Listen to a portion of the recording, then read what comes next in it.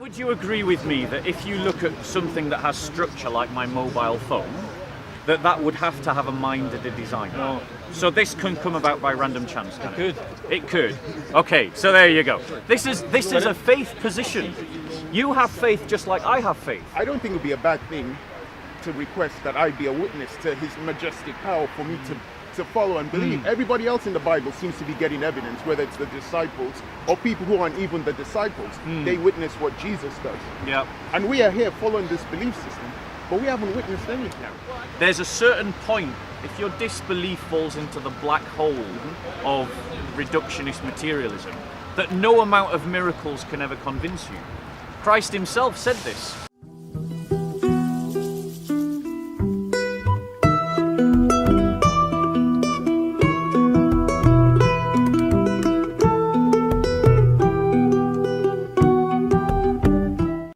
To walk on Lake Galilee, beautiful lake. I've been.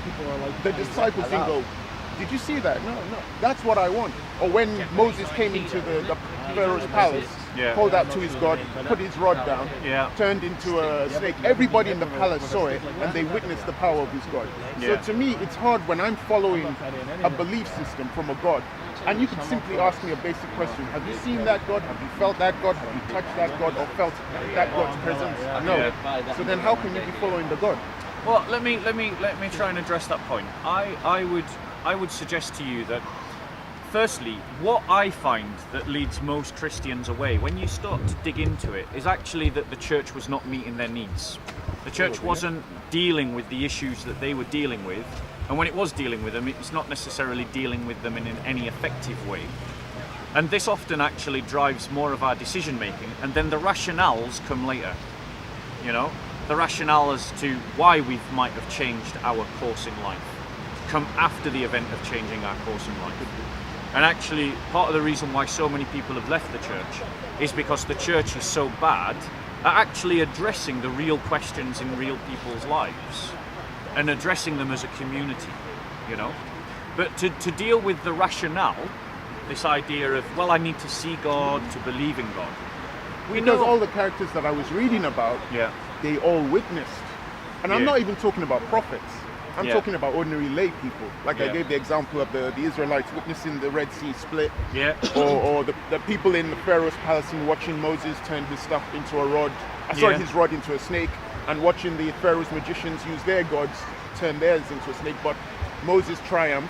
So you had people there, witnesses. I'm just simply saying, I don't think it would be a bad thing to request that I be a witness to his majestic power for me to follow and believe. Everybody else in the Bible seems to be getting evidence, whether it's the disciples or people who aren't even the disciples.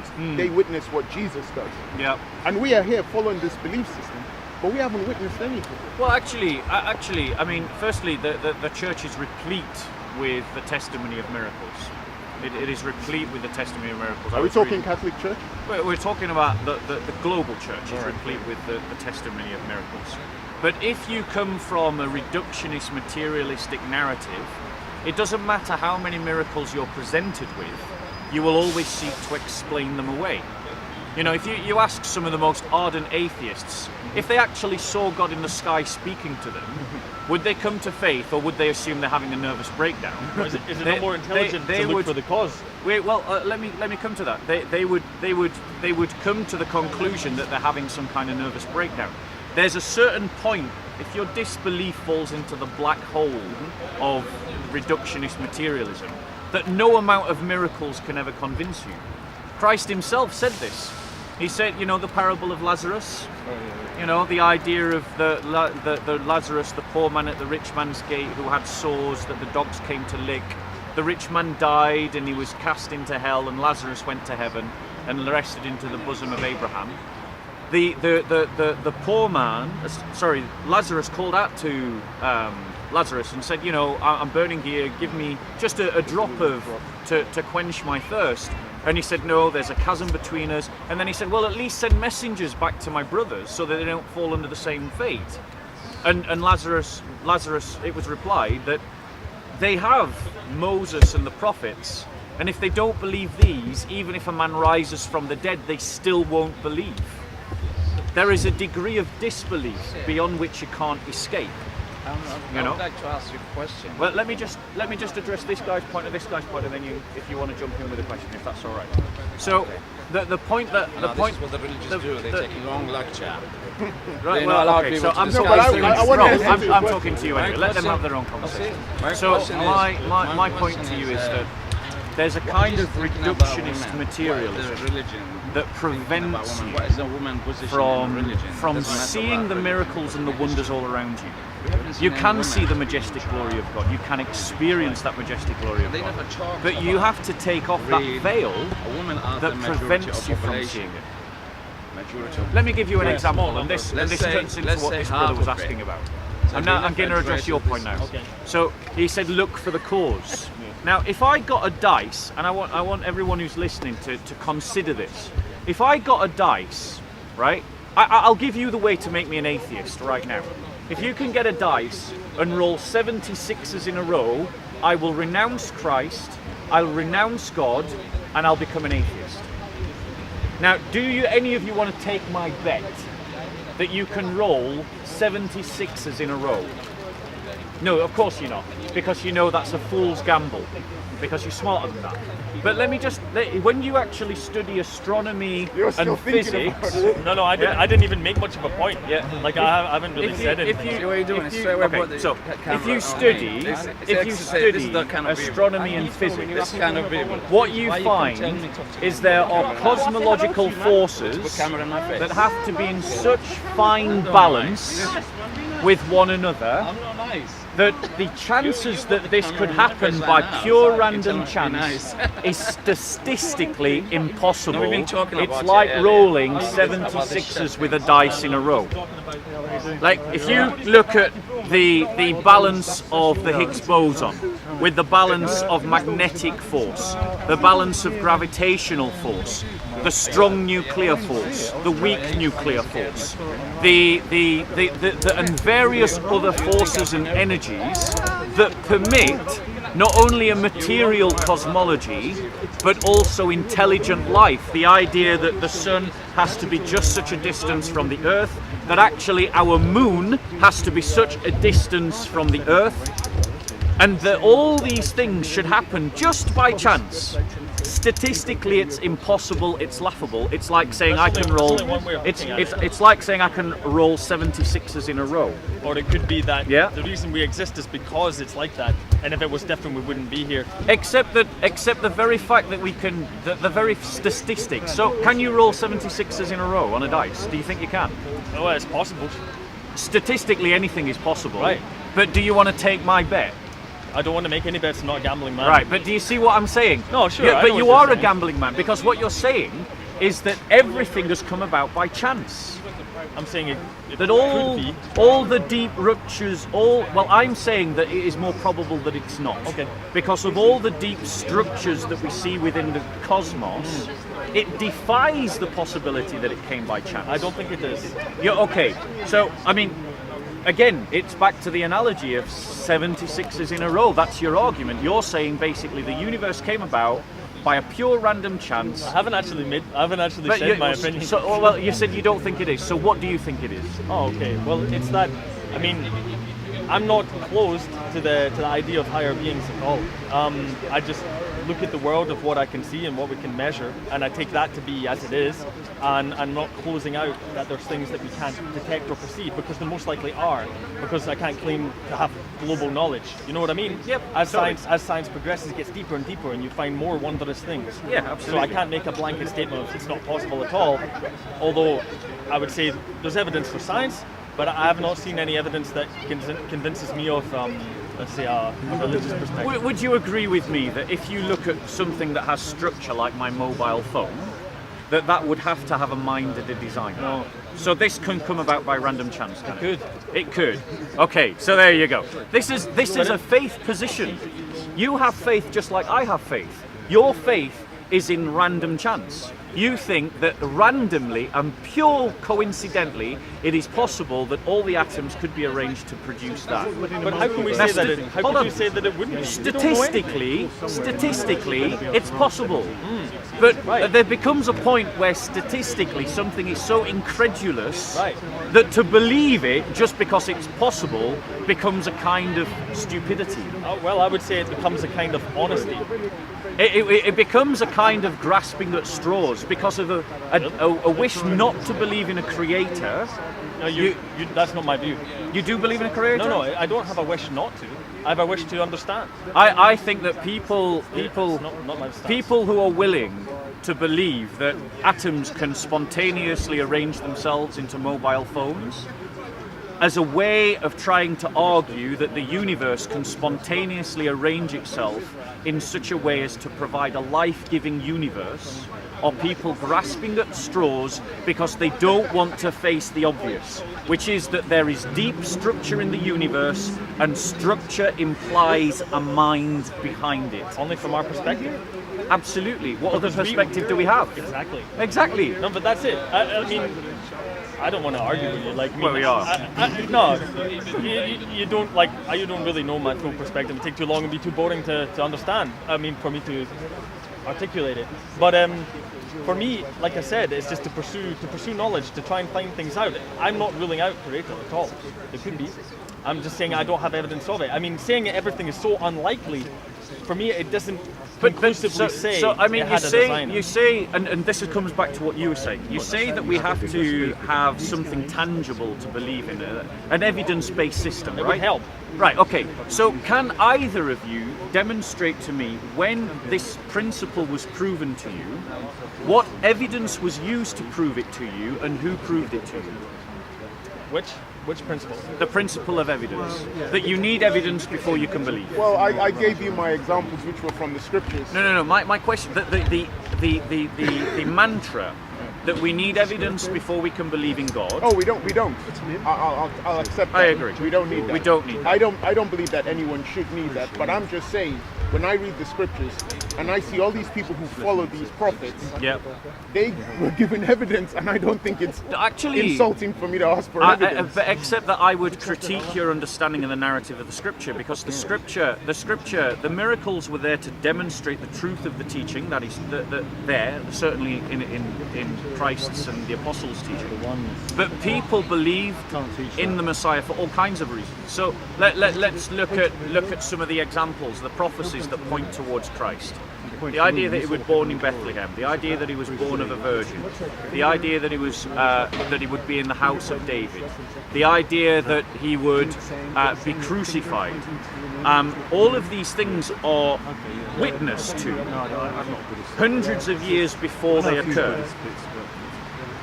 What is the likelihood that so many prophecies about someone can be fulfilled by one person? That you would get crucified. Yes, it's prophecy. It was a common method of killing people then, was it not? It was indeed. And so not too unlikely if you provoke the powers of the state to get killed that way. And what happens if the prophecy comes before the before the development of crucifixion? Then it would be bad imagination. But your interpretation of the no, hold on. Notice his narrative. His narrative is that there can be nothing miraculous, so anything that points to the miraculous has to be dismissed as coincidental or some other kind of characterization. It's usually the most logical explanation. I actually find atheists don't work by logic, they work by faith. But he's not an atheist because he's still willing to believe. I don't think he is actually.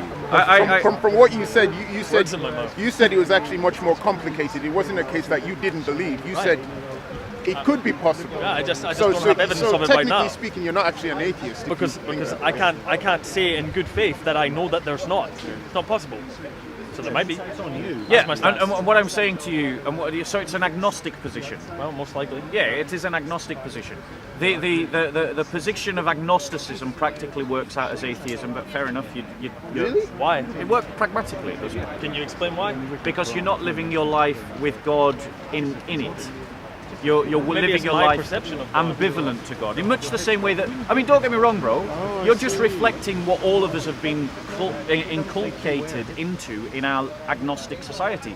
The state practices state agnosticism. Lo and behold, it raises agnostics as its children. You don't know my background. That's a massive jump. Maybe I came from a really religious upbringing. You don't know that. You're talking either way, bro. Your narrative that you're stating here reflects what state policy is. You're not saying anything unique or special. I'm not saying I am. But so the point is, claiming to some you don't know my background. The fact is, what you're saying to me right now is reflective of what the state tells me. Okay, well, it's and state education. You've got a lot of coincidences, bro. So let's look at a coincidence. It's a bit ironic. Let's look at coincidence. So Psalm 22, was written at a time before crucifixion. Okay? Listen to these words. Okay, it's quite a long passage, so I apologize. Yeah? My God, why have you forsaken me? Far from my deliverance are the words of my groaning. Oh my God, I cry by day, but you do not answer, and by night, but I have no rest. Yet you are holy. O you who are enthroned upon the praises of Israel, in you our fathers trusted. They trusted, and you delivered them. To you they cried out and were delivered. In you they trusted and were not disappointed. But I am a worm and not a man, a reproach of men, and despised by the people. All who see me sneer at me. They separate with the lip. They wag the head, saying, commit yourself to the Lord. Let him deliver him. Let him rescue him, because he delights in him. Yet you are he who brought me forth from the womb. You made me trust when upon my father's breast. Upon you I was cast from birth. You have been my God from my mother's womb. Be not far from me, for trouble is near, for there is none to help. Many bulls have surrounded me, strong bulls of Bashan have encircled me. They open wide their mouth at me, and as ravening and as roaring lions I am poured out like water. And all my bones are out of joint. My heart is wax, it is melted within me. My strength is dried up like a potsherd, and my tongue cleaves to my jaws. And you lay me in the dust of death, for dogs have surrounded me. A band of evildoers have encompassed me. They pierced my hands and my feet. I count all my bones. They look, they stare at me. They divide my garments amongst them. For my clothing they cast lots. Now you used to be a Christian, so you know the Passion narrative, right? What happened? Okay, I mean, it might have been a long time, so let's just go over some of the Passion narrative. The Passion narrative in the Gospels was that Christ was falsely accused of firstly blaspheming against God, but because that wasn't a punishable, executable punishment under Roman law, he was accused of being a traitor to Caesar and being a opposer of Caesar.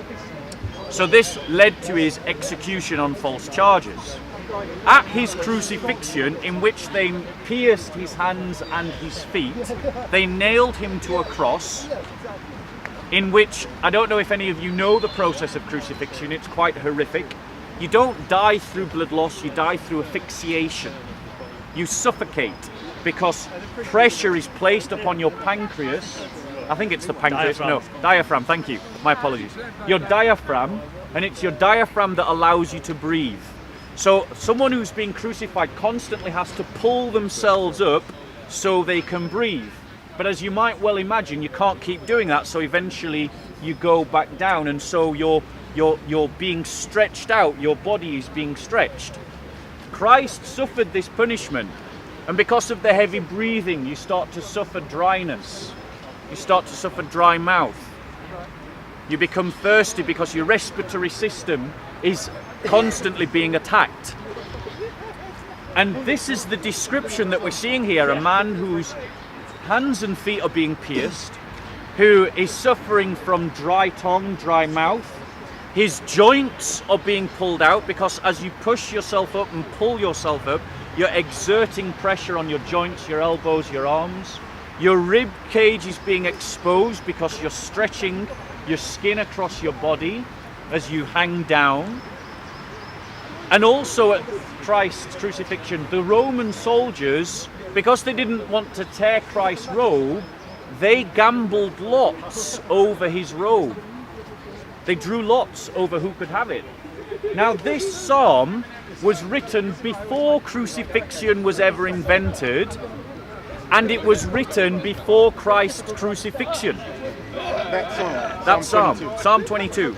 Now can you, atheist, can you, agnostic, explain to me... Well, I have a question. Wait first, I have a question for you.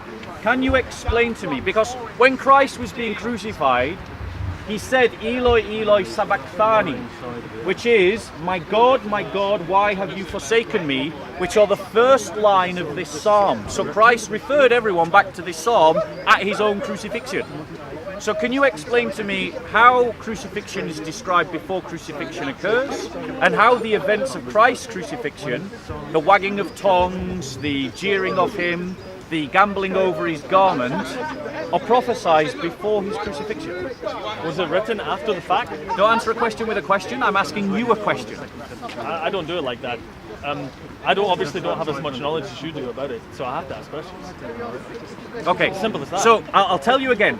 This psalm was written hundreds of years before Christ, and it was written hundreds of years before the crucifixion was invented. That's the bit I don't understand. Like, I'm genuinely asking. Like, I actually just want to know. Go on. Like, so you're saying this psalm, it was written before all this happened? Yes. By who? Why?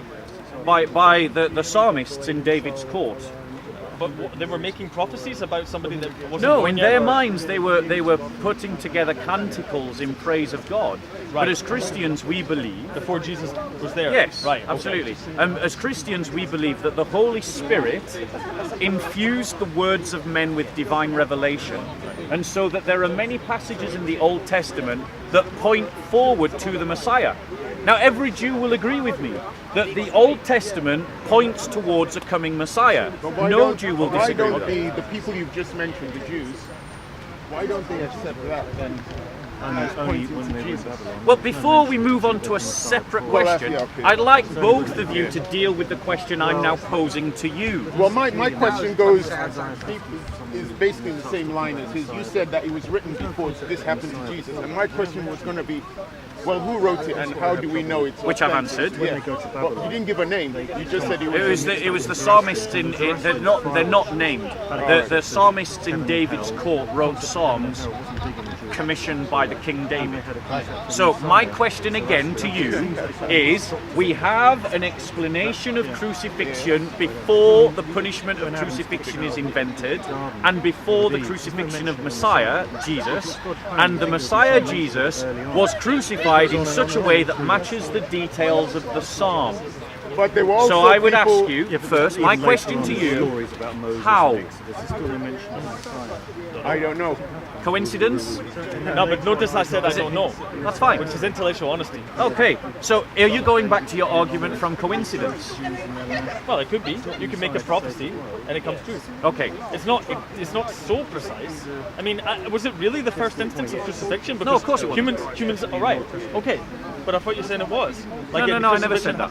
I said no, I didn't. You weren't listening. I said that the we've got it on psalm, video. yes, we do. The psalm predates the invention of crucifixion, That's what and obviously it predates Christ.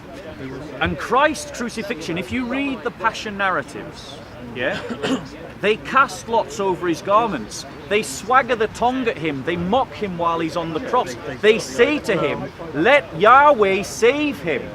Let him save himself." But that's what you would say. Yeah, If somebody's proclaiming them to be the son of God, exactly. and you're killing them, And you're so like, we well, save have, you now, bro. so we have a narrative that's written centuries before an event that matches an event that we, in the Passion narratives, believe in. And the question for agnostics is, how does someone hundreds of years before crucifixion is even invented describe the crucifixion with details of such a character that they match an individual that we know to be Jesus of Nazareth?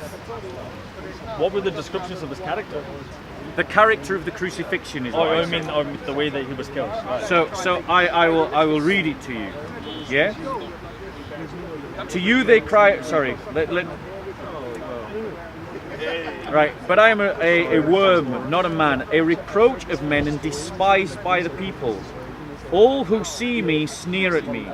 They separate with the lip. They wag their head, saying, "Commit yourself to the Lord. Let him deliver you. Let him rescue him, because he delights in him." Another example is where it says, I can count all my bones, they look, they stare at me, which is in the Passion narrative. I think we'll find it in John's Passion narrative. If that Psalm 22, I'm not going to say your line, I don't have enough knowledge to even question you.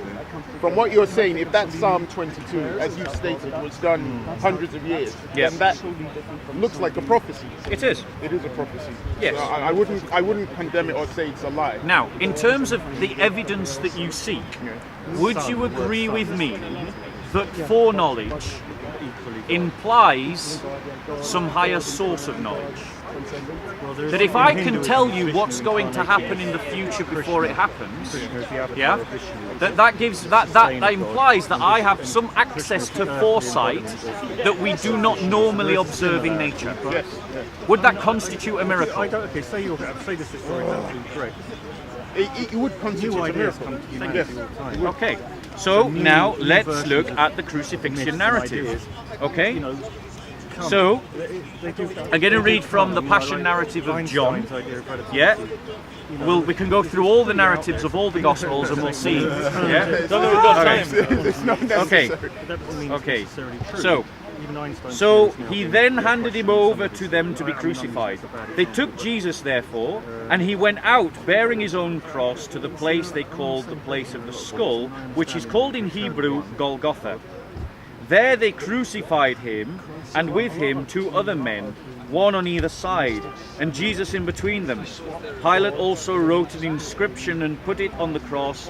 It was written, Jesus the Nazarene, the King of the Jews. Therefore, many of the Jews read this inscription, for the place where Jesus was crucified was near to the city, and it was written in Hebrew, Latin, and in Greek. So the chief priests of the Jews were saying to Pilate, "Do not write the King of the Jews, but that he said, I am the King of the Jews." Pilate answered, "What I have written, I have written." Then the soldiers, when they had crucified Jesus, took his outer garments and made 4 parts. They divided his garments between them, a part to every soldier, and also the tunic. Now the tunic was seamless, woven in one piece. So they said to one another, "Let us not tear it, but cast lots for it, to decide whose it shall be." This was to fulfill the scripture, "They divided my outer garments amongst them, and for my clothing they casted lots." Would that not be a common practice, though? You know what I mean? If you've got a condemned man, he has possessions, you divide them between the people that are going to take them. It doesn't seem so much of a stretch. I think in terms of Christ fulfilling this prophecy of crucifixion, you've got to see that there are other prophecies that point to Christ's special nature. The Old Testament points about a particular figure, a Messiah figure, who will come from heaven and will establish God's throne on earth. Right. That he will establish and reign in amongst his enemies. That he will establish a new kingdom, a new way of living, a new covenant. Christ did all of these things. When you say establish like the kingdom, yes, what does that mean? Because did it happen? I mean, I don't understand exactly what that means. Yeah. So it's a fair question. To establish the kingdom, what Christ was doing was to establish the rule of God in the hearts and minds of those who would be saved. So we as Christians try to live a life of honor in worship to God as part of a living sacrifice. Yeah, in which we allow God's rule in our heart, our mind, our soul, and our being. Right. Yeah? And through that we seek to establish God's kingdom here on earth. So we try to influence the politics, we try to influence the economy, we try to influence social custom and decorum. Can I ask, what would that mean? You want to change all these things to be more in line with what Jesus was saying? Absolutely. Right, okay. Yeah, totally. And what means do you take to achieve that? So in terms of, we're getting slightly off the point. So I want to stick to the point. But I will address that question, and I'm going to veer it sharply back to what we were talking about, which is that in terms of those means, we as Christians are it says in Scripture, Christ said that the men of violence make a way for the kingdom of God, or they make a way for the kingdom. And what that means is, as Christians, we are to pursue the kingdom of God and push aside everything that opposes the rule of the kingdom. Okay? Now, that means that if in this democratic society we have democratic means to establish the kingdom of God, we should follow them. Right. If, as in ISIS society, when ISIS took over Iraq and Syria, parts of Iraq and Syria, there isn't no way you can negotiate with the lunatics of ISIS. You've got to topple them first. Yeah? So, for us, all means are open. But it depends, but we should always seek the good. So we should always seek that which is good. That's an interesting one there. When you say all means are open, obviously my knowledge of Christianity is very, very small. But it depends on the context. Fair enough. All right. Well, that depends. That takes away from one thing that I used to think about. I used to think that it was a doctrine of non-violence, but it's not. Yeah, Christianity doesn't teach pacifism. I think there's a difference between the two. But it's quite interesting what you said. If that's the case, so you can institute the kingdom of God through violence. It's very difficult. It depends incredibly upon the context. Remember the example that I gave. But why would you? Let me be clear. Situations have to be of such an extreme nature that violence can never be justified. It is only in extreme situations that in the Christian worldview violence becomes justified. Because as Christians we're called to be peacemakers. As Christians we're called to love everyone. Which means that in a democratic society like the UK, pursuing the kingdom of God, well, there's no reason to use violence. Right. But in an ISIS situation, where to pursue the kingdom of God means oppression and death, that situation, that you've got to topple that government. Okay, but my next logical question is, why would you have to attack them? That's what I mean. Is it a doctrine that requires it to be spread? Christians, can you not just leave them? there's a panorama of Christian thought. There's a spectrum of Christian thought on this. So there are some Christians that are absolute pacifists, and they have had a moral conviction to absolute pacifism. Okay? The Eastern Orthodox Church says that just war can be actionable, but it's always a sin. Okay? So the Byzantine Eastern Orthodox position is that wars can be just, but they're always sin even when they are just. Okay. Yeah? And so if you kill because you're fighting in a war, you then have to do penance and you have to repent. Let me just finish this brother's point of it. The Roman Catholic tradition has an understanding of just war, which is different from the Orthodox position, which is that in certain circumstances a just war can be a morally good thing. So it's not a sin to fight in a morally just war. So there's a panorama of Christian perspectives. Okay? And I fall into more the Roman tradition, which is that in certain circumstances, war isn't just, it's morally obligatory. Right? And ISIS is an example where war is just and morally obligatory. To make them all Christians. No. To stop them carrying out a greater injustice. But you would still change their belief system, right?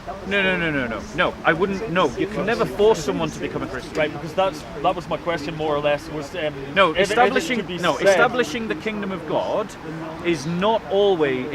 It's about an individual's relationship, a communal relationship, but it's also about establishing those best predicates within society that make it easiest for people to become Christian. Now, that you've got to understand, Christians can't force people to become Christians. That goes against both church experience, where we've tried that in the past, right, and it also goes against the fact of our own moral disposition and teaching. Okay. People have to come to faith as their own means, but what we can do is we can remove those barriers that stop them coming to faith. Okay. Yeah. What would those be? Because There are many. You could make an argument of like scientific education and evolution is pushing people away from belief in Jesus. I actually think that scientific I would education. oppose that. I think that atheistic teachings of evolution is pushing people. So I would teach evolution from a theistic position. In terms of Maybe you don't want to get into that, but I would no, like to know yeah, what we're you not mean. going to get into that right now because we're already off our original topic. The point that I'm making is that, for example, we allow gambling outlets to set themselves up in our poorest communities. We allow betting shops and alcohol dispensaries to be set up amongst the poorest of our communities. This is a barrier to the kingdom of God. We need to get rid of those things. We need to remove them. We allow things such as, in terms of atheistic evolution Quite in similar to schools. Islam, then. In schools. No, there's a difference. There is a What difference. is the kingdom of God? Right. But What is the kingdom? that is exactly what we've just been speaking about. Could you give me it in a nutshell? It's about the rule of God in people's hearts. Could you give it from the scripture? Yes. Well, you know the verse.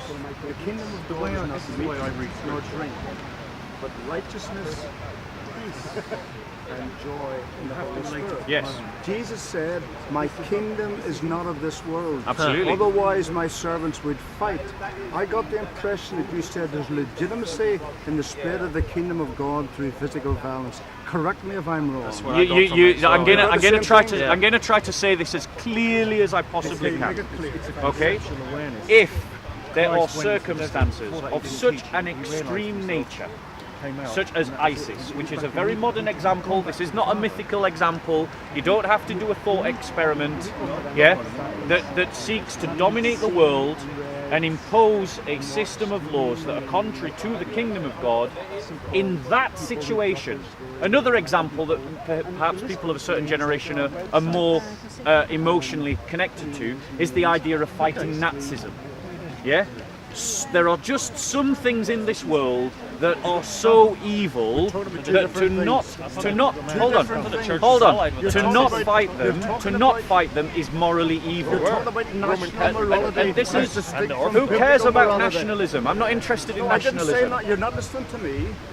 You're talking about national morality, which is accepted over the world. I'm not interested in nationalism. There is such a thing as I'm not a interested in but it national is morality. Not a biblical concept. No, I'm sorry, that is not violence true. Under any sort. That is not true. Jesus Read the Old Testament. Jesus God had no problem with war. We're in the new covenant, brother. Yes, and what happens in Yes. Revelations? What happens in Revelation? What happens in Revelations? Where? Does Christ come back as a conqueror? Thank you. Yeah, Yes. he does. No, Yes, he does. Let me answer. Yes, I he does. remember that, I wanna hear the answer to Revelations. the Yeah. question. Yeah. What happens in Revelations? Well, you want to go into the whole book?